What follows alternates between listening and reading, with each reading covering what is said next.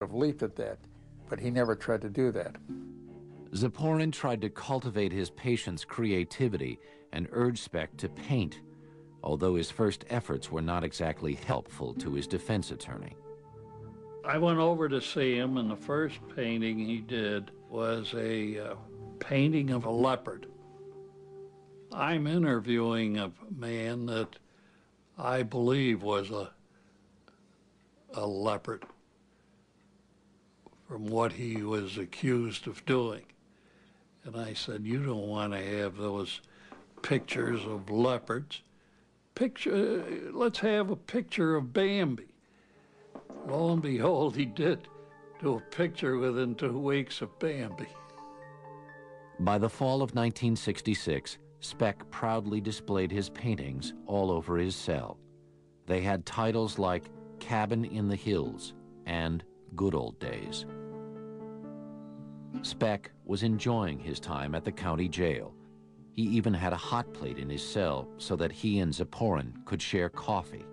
He kept his cell so meticulous, and he was so concerned with every wrinkle that I felt it was almost as if he was a housewife entertaining somebody at a cafe clutch.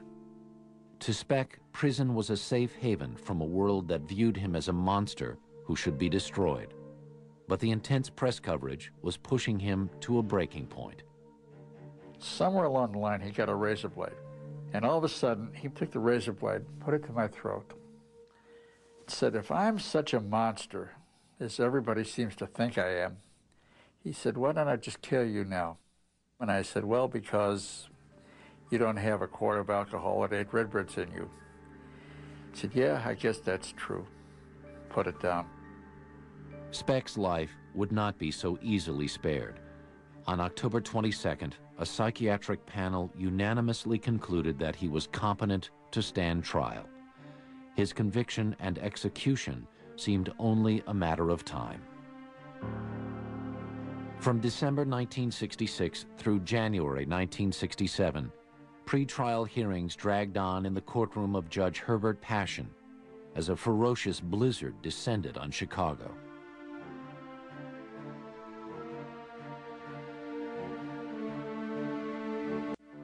Speck had long resigned himself to the fact that he would die for his crime. He says, when we get to court, Judge Passion, who hates me with a purple passion, as he put it, he's going to sit there with his band of angels, and they're going to crucify me. The mass murder had attracted so much publicity in Chicago that the judge moved the trial downstate to Peoria, where it began on April 3rd. Without drugs or alcohol to bolster his courage, Speck became the shy little boy he had been as a second grader. He wanted to hide from people. He didn't want all this publicity. He would not go into the courtroom until they took him up to the window on the door and he could see me in the courtroom. Then he would go out. On the second day of testimony, prosecutors called Corazon Amaral to the stand to identify Speck. I asked the standard question if she saw the man in the courtroom today. And I kind of thought she would just point, because she was really frightened of Speck. Instead, Corazon got off the witness stand, walked straight up to Speck, thrust a finger in his face, and said defiantly, "This is the man." Almost solely on the strength of her testimony, the jury found Speck guilty and sentenced him to death. He said, you see, they finally are going to kill me. Speck was fully prepared to pay for his crimes with his life, but he was not at all prepared for the struggle to survive on death row in one of the country's toughest prisons. In 1967, Richard Speck arrived on death row at Stateville Prison in Joliet, Illinois. The 26-year-old had every reason to fear he would be killed long before he got to the electric chair. In prison, convicts who raped and murdered women were deeply despised. On death row, it would seem that Richard Speck didn't stand a chance. There were 3 other inmates on death row at the time that had killed 3 guards, and they immediately started agitating Speck, scaring him with what we were going to do to him, and to the point where he was almost climbing the walls.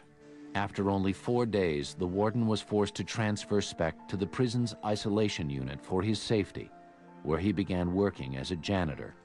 He asked if he could paint his cell. I got him the paint, and he painted his cell and did a very nice job of it. And so then we give him a job of painting the entire isolation unit, to which he did.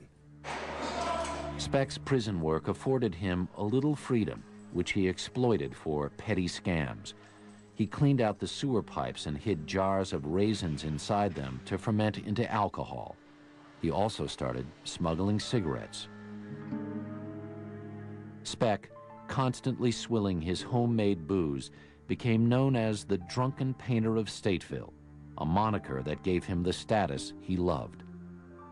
He enjoyed his celebrity within prison because the other inmates and the guards, everybody would, who passed him would say, well, there's Richard Speck. You know Richard Speck. Of course, everybody did. The relatives of Speck's victims were waiting anxiously for his execution, but his appeals dragged on. Then, in June 1971, the U.S. Supreme Court reversed Speck's death sentence, ruling that during his jury selection, potential jurors had been improperly excluded. Without a death sentence hanging over his head, Speck settled into his new life. It was the most stable existence